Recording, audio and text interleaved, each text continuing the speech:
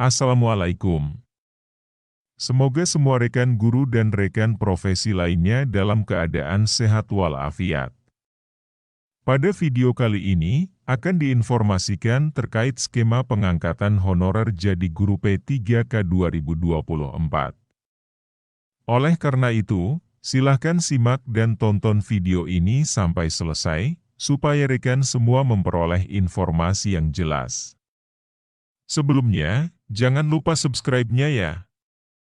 Kabar gembira dari Dirjen Guru dan Tenaga Kependidikan Kemendikbudristek, Profesor Nunuk Suryani mengenai skema pengangkatan guru honorer pada seleksi P3K 2024. Seperti diketahui, pada seleksi P3K 2024 berdasarkan dari ketersediaan formasi akan ada yang diangkat menjadi P3K penuh waktu dan ada yang diangkat menjadi P3K paruh waktu. Masing-masing daerah tentunya sudah menerima penetapan kebutuhan dari Kemenpan RB untuk formasi CPNS dan P3K 2024.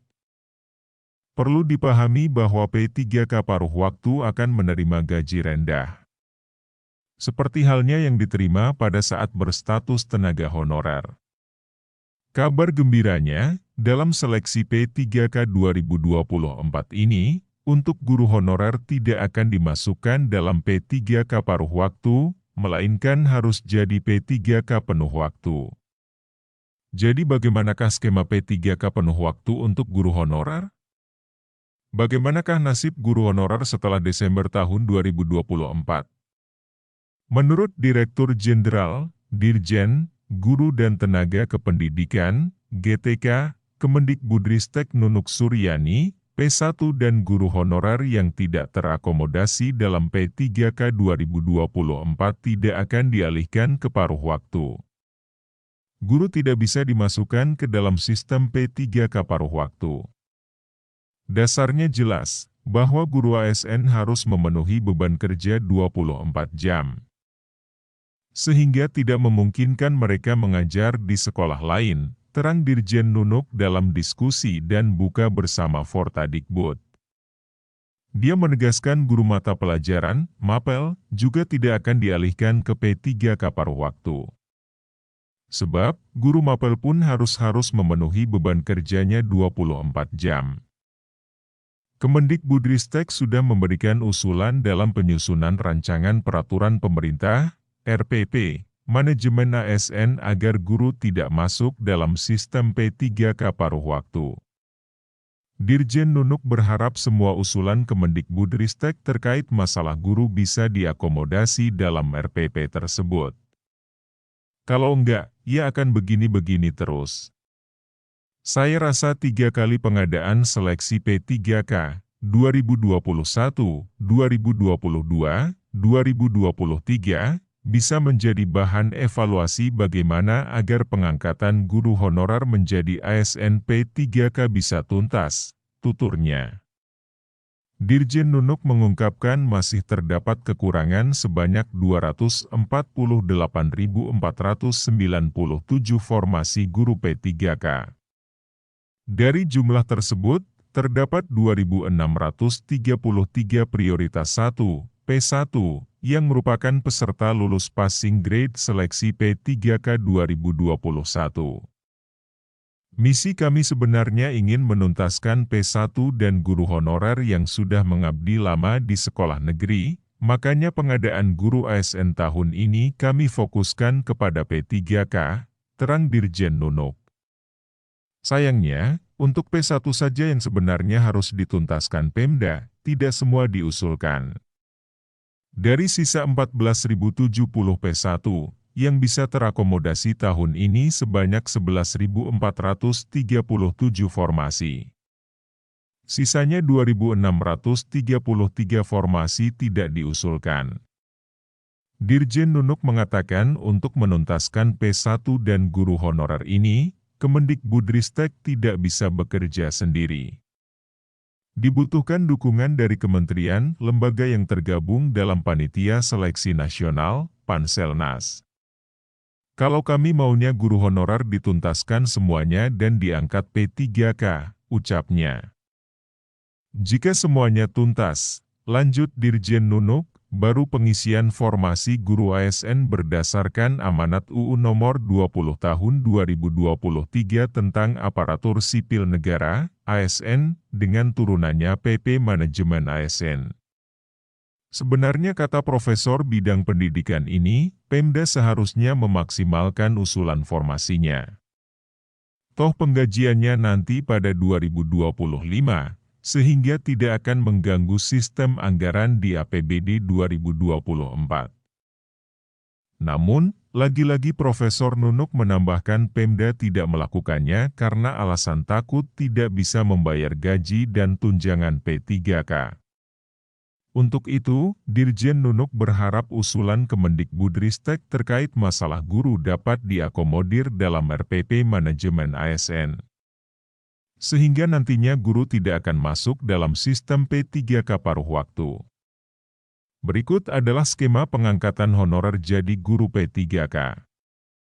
Mengacu pada hasil rapat kerja Kemenpan RB dengan Komisi 2 DPR RI pada 13 Maret 2024, skenario penataan ex-THK 2 dan tenaga non-ASN adalah sebagai berikut.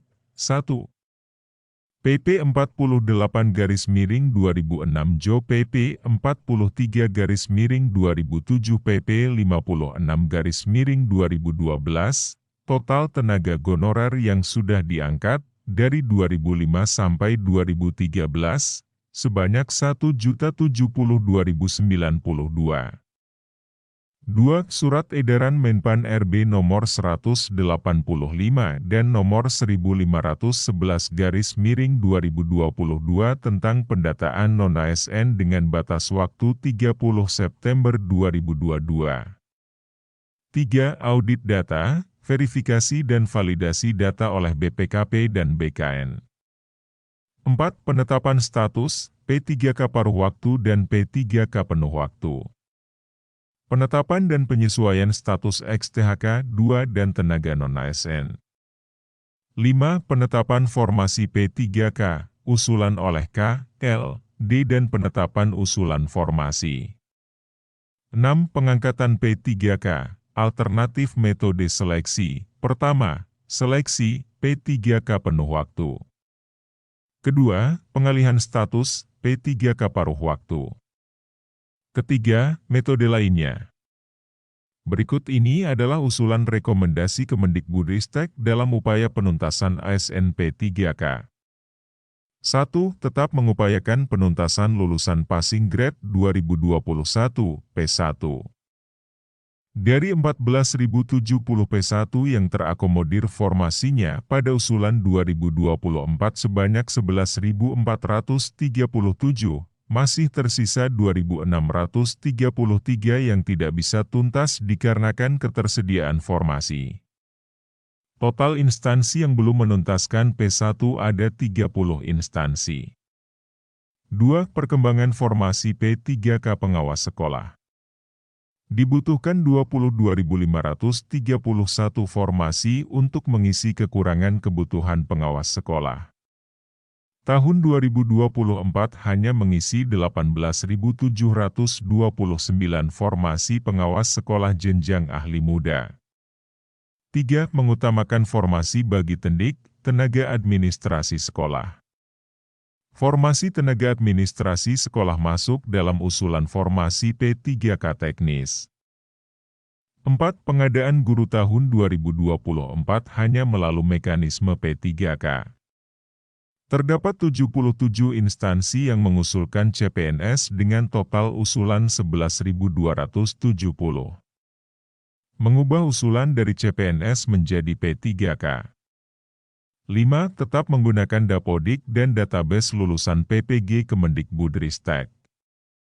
Terdapat 179 instansi yang jumlah usulannya melebihi jumlah non-ASN yang ada. Guru maupun tendik yang tidak masuk dalam database BKN nantinya tetap bisa melakukan pendaftaran P3K 2024. Sebab guru di bawah naungan Kemendikbudristek akan menggunakan database dari Dapodik. Artinya yang penting masuk dalam Dapodik berarti bisa melakukan pendaftaran pada seleksi P3K 2024. Selain menggunakan Dapodik, untuk guru Kemendikbudristek juga menggunakan database lulusan pendidikan profesi guru, PPG. Artinya, guru yang tidak masuk Dapodik tetap bisa melakukan pendaftaran asalkan punya sertifikat pendidik. Jadi sama halnya dengan seleksi P3K 2023 yaitu lewat jalur Dapodik dan lulusan PPG. Formasi CPNS guru dialihkan jadi P3K guru. Untuk perekrutan guru tahun 2024 ini tidak ada lewat formasi CPNS, hanya melalui mekanisme P3K. Sebenarnya terdapat 77 instansi yang sudah mengajukan formasi CPNS guru dengan total usulan 11.270. Namun usulan formasi 11.000 lebih itu semuanya diubah dari CPNS menjadi P3K. Hal tersebut juga dituangkan dalam persetujuan prinsip kebutuhan pegawai ASN dari Kemenpan RB bahwa untuk setiap daerah, formasi guru ini tidak CPNS guru. Artinya untuk tenaga guru nanti perekrutan seluruhnya ini menggunakan P3K. Nah, jika merujuk pada pernyataan Profesor Nunuk bahwa guru tidak bisa jadi P3K paruh waktu, maka hampir pasti guru honorer akan diangkat jadi P3K penuh waktu. Semoga saja nanti dari para guru honorer ini benar-benar tidak diangkat menjadi P3K paruh waktu, melainkan diangkat menjadi P3K penuh waktu.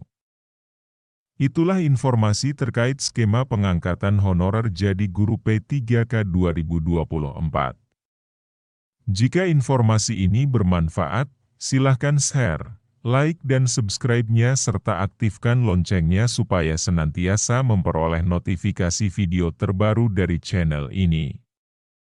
Sukses untuk semua dan terima kasih.